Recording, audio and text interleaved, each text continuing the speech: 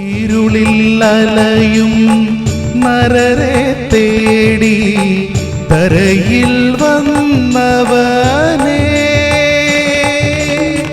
കരകൾ പാപക്കരകൾ കഴുകും.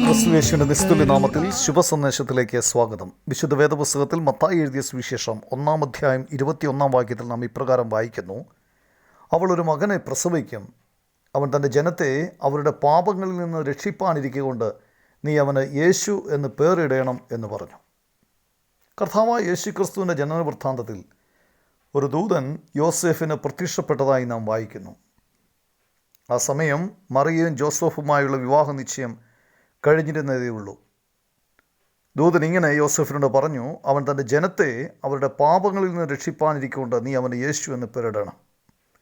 ഇത് ഏകദേശം 700 വർഷങ്ങൾക്ക് മുമ്പ് യെശയ്യാ പ്രവാചകൻ പ്രവചിച്ചിരുന്ന പ്രവചനത്തിൻ്റെ നിവൃത്തിയായിരുന്നു. 130-ാം സങ്കീർത്തനം 8-ാം വാക്യത്തിലും നാം ഇങ്ങനെ വായിക്കുന്നു: അവൻ ഇസ്രായേലിന് അവൻ്റെ അകൃത്യങ്ങളിൽ നിന്നൊക്കെയും വീണ്ടെടുക്കും. യേശുവിൻ്റെ ജനനത്തിങ്കൽ നിരവധി പ്രവചനങ്ങൾ പൂർത്തീകരിക്കപ്പെട്ടു. മാനവരാശിയുടെ രക്ഷയ്ക്കുള്ള ഏക മാർഗം കർത്താവായ യേശു ക്രിസ്തുവായിരുന്നു. സമയമാകുമ്പോൾ മനുഷ്യന് അവനെ തിരിച്ചറിയുവാൻ മുൻകൂട്ടി ഈ പ്രവചനങ്ങളെല്ലാം ലഭിച്ചിരുന്നു. വചനം ജഡമായി തീർന്ന് കൃപയും സത്യവും നിറഞ്ഞവനായി നമ്മുടെ ഇടയിൽ പാർത്തു. നീതിമാനും നിഷ്കളങ്കനുമായിരുന്ന യേശു പാപം ചെയ്തിട്ടില്ല. അവൻ്റെ വായിൽ വഞ്ചനയൊന്നും ഉണ്ടായിരുന്നില്ല.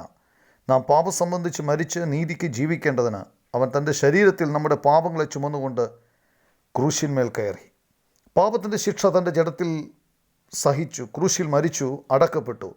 3-ാം ദിവസം മരിച്ചവരുടെ ഇടയിൽ നിന്നും ഉയർത്തെഴുന്നേറ്റു. അവനിൽ വിശ്വസിക്കുന്ന ഏതൊരാൾക്കും പാപമോചനം ലഭിക്കുന്നു. കർത്താവായ യേശു ക്രിസ്തുവിലുള്ള വിശ്വാസത്താൽ നിങ്ങൾക്കും പാപമോചനം പ്രാപിക്കട്ടെ എന്നാണ് ദൈവത്തോടുള്ള ഞങ്ങളുടെ പ്രാർത്ഥന.